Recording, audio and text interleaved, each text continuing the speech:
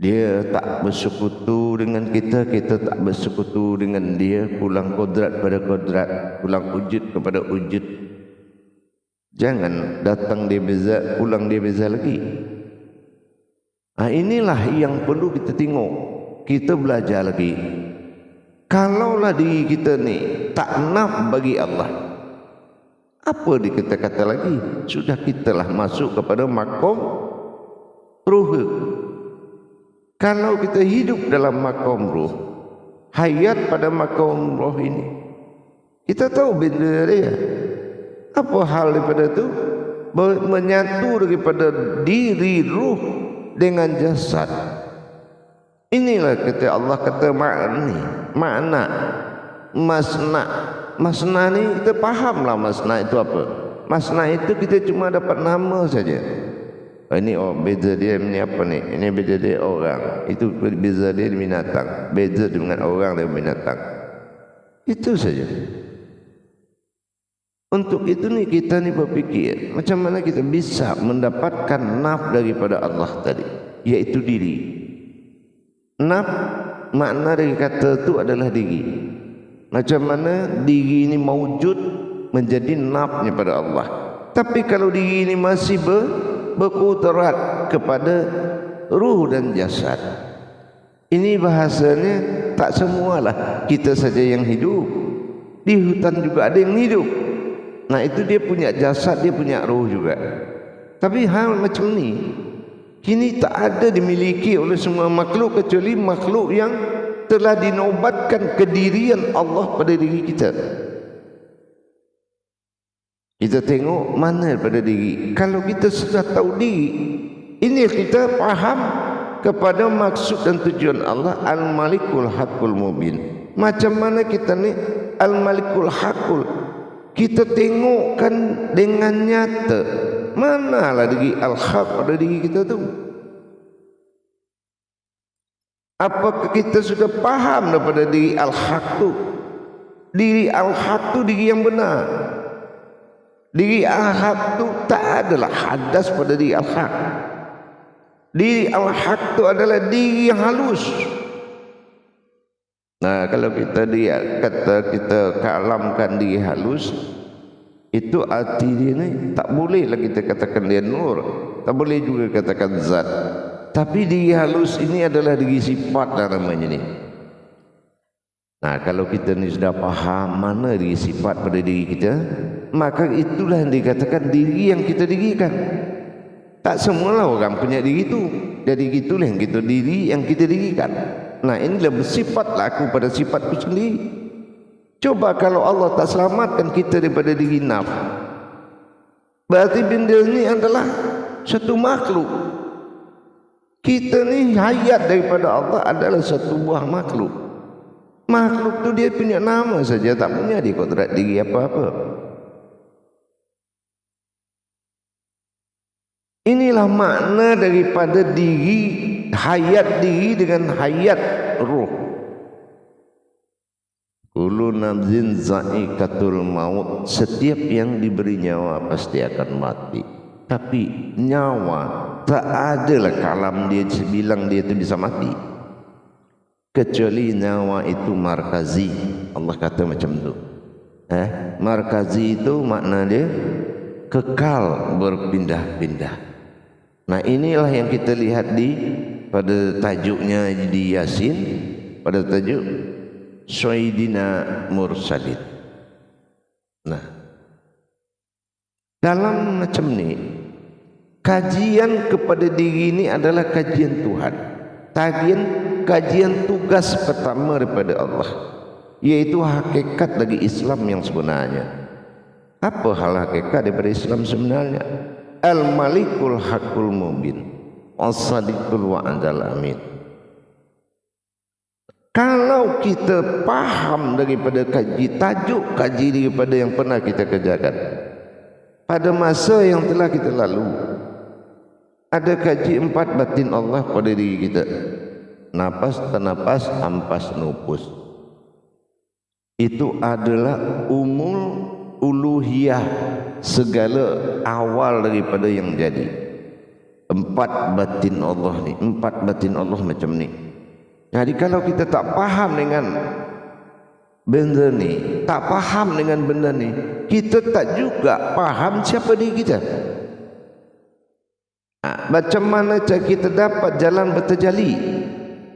Bertajalli Allah pada diri kita bertajuk kita kepada wujud yang kita namakan sifat. Pada diri sifat ni kita sudah tengok apakah kita sudah wujudkan pada diri atau masih kita dalam cerita. Inilah yang betul kita harus yakini, kita nikmati apa hal yang maujud, apa hal yang wujud. Ternyata daripada ini kita tahu Rasulullah kata kepada Allah, ya Allah, jadikanlah diri engkau yang batin-batin itu semua, batin-batin yang bernama diri itu, engkau jadikanlah pada satu al-lafa, engkau jadikanlah satu diri. Dia kata payahlah umatku cari engkau. Ternyata Allah kabulkan. Dia satukan diri dalam diri wujud batin pada wujud batin pada diri kita. Bertajalli diri ke dalam diri bernama nafsiyat, ada diri yang berdiri. Inilah diri nafsiyah. Yang mana diri nafsiyah ini adalah wujud dari empat diri menjadi satu kotak diri. Al-Malik, dia tu mewujud kepada wujud kita. Apa wujud An-Nazir? Wujud An-Nazir, wujud sifat kodrat bagi Allah. Apa macam tu benda dia? Di mana makam dia tu? Nah, inilah yang kita kata bernapas pada napas, bertanapas pada telinga, berwujud kepada air. Kita lihat ni, empat ini. Kalau sudah bersifat batin Allah ni pada diri kita, kalau dia belum bersifat, belumlah kita ni dinamakan seorang umat. Tapi kalau dia sudah bersifat, maka layaklah kita ni dipanggil umat, maka bolehlah kita dipanggil umat. Macam mana dia bersifat? Dia bersifat pada kata, dia bersifat pada rasa, dia bersifat pada penciuman kita, pendengaran kita, penglihatan kita. Kalau dia sudah bersifat pada ampas, napas, dan napas nupus, pada sifat An-Nazir pada diri, ini nama kalam dia pada An-Nazir. An-Nazir itu adalah sebuah kekuatan. Nah, disinilah Ghaibil Quyub. Disinilah kita ni mendapatkan suatu kenyataan yang gaib. Kita ni ada wujud dan mewujud kepada kenyataan Ghaibul Ghaib. Mana Ghaibil Quyub? Ghaibil Quyub ni adalah bersifatlah Allah pada diri kita. Dia masuk batin yang empat ni ke dalam wujud batin. Nanti kita ajarlah cara bertajalli dia tu. Dia mewujud kepada diri bersifat namanya mewujud. Maka nyatalah dia pada An-Nazir, dia masuk pada An-Nazir, mata, telinga, hidung dan mulut. Dan dia tak bersekutu pada itu. Kenapa? Ada sama basar kalam hayat, masih sifat daripada Allah. Nah, setelah dia bertajalli ini, barulah kita dapat mendapatkan macam mana yang dikatakan diri nafsiyah. Kalau diri nafsiyah adalah buah seronok wujud diri yang tempat makrifat kita sandarkan, maka kita lihat tengok. Kalau diri nafsiyah tak ada, takkan ada batin manawiyah. Nah, diri nafsiyah inilah yang kita faham dan kita tengok akan menuju yang dikatakan dengan wujud hubungan batin kita daripada Allah, yaitu dikatakan salahu daim. Nah, kalau batin pada Allah yang empat ni belum dia bertajalli pada diri kita, itu belum kita sampaikan, belum kita kasih nama faham pada tajuk itu dengan nama doim. Kalau doim tu sudah bertajalli doimun. Doimun tu tajuk dia adalah, benda dia tu adalah bertajalli pada batin, satu batin berhubungan pada batin. Itu namanya doimun. Inilah yang Allah harapkan kita ni bisa antara bu al-malikutu inhas. Jadi antara macam mana kita ni bisa menguasai daripada itu semua, menjadi makhluk yang menguasai di muka bumi ini. sehingga kita ini bisa mendapatkan kudrat daripada Allah. Inilah pada kita yang Allah harapkan kepada kita, bagaimana kita ini bisa menjadi sebuah makom diri, ya, ma'ul hayat. Ma'ul hayat itu benda ini adalah umur atau induk dari sekalian daripada yang hidup, induk daripada sekalian yang hidup. Kesitulah ma'ul hayat. Macam mana semua yang hidup ni umur dia adalah daripada diri batin yang masuk tadi. 4 batin yang mewujud kepada sebuah diri itu yang mewujud kepada anazir batin. Sehingga batin di luar, batin di dalam, umul batin ma'ul hayat. Inilah yang diharap Allah, suatu diri yang kita kasih nama nafsiyah. Diri nafsiyah adalah diri sebuah benda yang mana takhluknya semua diri kepada diri. Ini adalah nafsiyah. Diri nafsiyah inilah yang Allah kata semua diri dijadikan satu menjadi satu. Itulah diri nafsi atau diri yang satu, nafsiyah. Jadi kalau kita ni sudah paham daripada tajalli diri ini, tak susahlah kita lagi mendapatkan mana daripada diri yang akan hayat bagi kita. Jangan-jangan kita ni masih dalam makam ruh yang kita berkalam pada jasad, maka kita belum dikatakan sebuah diri. Kalau nafs belum ada diri, belum akan ada Tuhan. Kalau nafs sudah ada diri berdiri, maka wujudlah Tuhan dalam diri, baru adalah diri bernama diri. Tapi itu nafsnya Allah, bukanlah nafsnya kita. Jadi kalau sudah beza antara kita dengan makhluk yang ruh dengan diri yang wujud, inilah baru bisa kita katakan awaludin ma'rifatullah. Barulah kita bisa cari tajuk yang mencari ketuhanan yang berasma Allah. Tapi kalau diri itu belum mewujud pada diri kita, itu belum boleh kita kata itu sebuah diri. Diri itu adalah na itu aku, fa adalah batin. Jadi diri batin Allah inilah yang harus hayat pada diri kita. Jamaah yang dirahmati Allah rahimakumullah.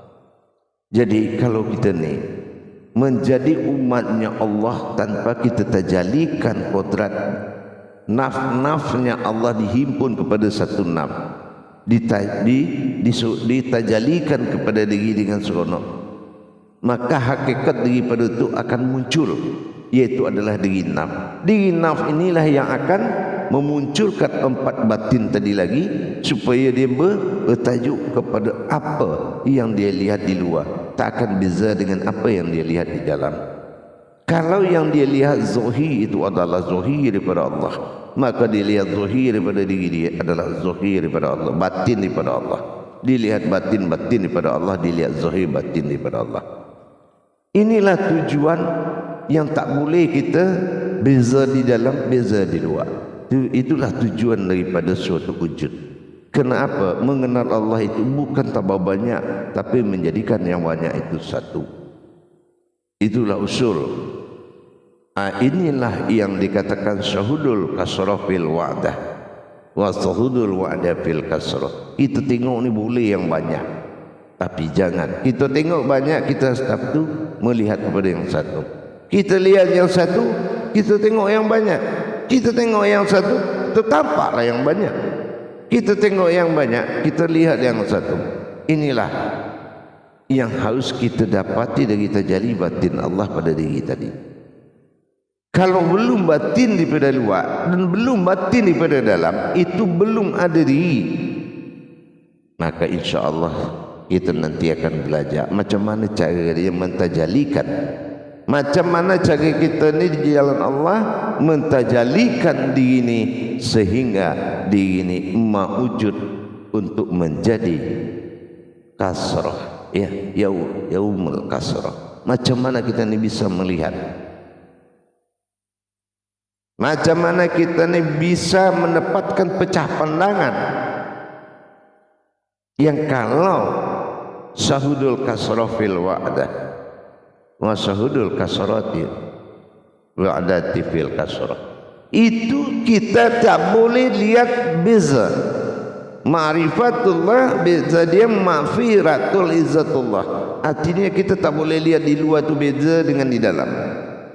Nah ini butuh harus kenyataan batin yang ditajalikan tadi. Kita ni harus faham dan harus tengok dan harus rasa sir supaya terjadi mata batin. Inilah Allah katakan pecah pandang. Kalau pecah pandang itu kita wajib menjalankan macam mana tajalinya pada diri kita. Kalau kita sudah paham tajali itu seperti kawas fil kawas. Khawas fil khawas itu apa? Kita sudah bisa pecah pandang, lihat apa yang banyak di luar. Syahudul kasrah fil ma'dah, bisa kita tengok itu adalah wujud yang satu, batin daripada yang satu. Tapi begitu kita tengok yang satu, mawujud batinnya yang muncul. Nah inilah yang katakan dengan syahudul ma'dah fil kasrah. Ini reaksi daripada batin tajalli tadi yang bersifat ke dalam diri dan mawujudlah pada diri kita. Dia tengok dia wujud, dia tengok wujud dia sendiri. Nah ini adalah butuh proses pada tajalli tadi. Inilah yang dikatakan dengan kalam-kalam Allah pada qadrat ghaibul quyub. Saatnya ghaibul quyub itu, saatnya hal hakikat itu bisa kita tengok dengan nyata. Tajalikan dululah batin Allah itu, barulah kita faham. Kalau belum bertajalli daripada batin Allah, tak fahamlah kita apa ni hayat. Akhirnya pada itu kita akan menjadi kehidupan. Tak lagi kita menjadi hidup, tapi kita menjadikan kehidupan. Takdir adalah diri kita. Kehidupan adalah marwah, dan akhir pada itu adalah kemusnahan, kebinasaan. Tapi kalau kita sudah paham macam mana caranya kita mentajalikan batin menjadi jadi wujud diri nafsiyah, insya-Allah apa yang dia kalam, apa yang dia kata adalah perbuatan batin dia semata. Ini akan terjadi apabila sudah kita tajalikan. Insya-Allah mudah-mudahan bagi kita para ikhwan dan para afwan semua, para jemaah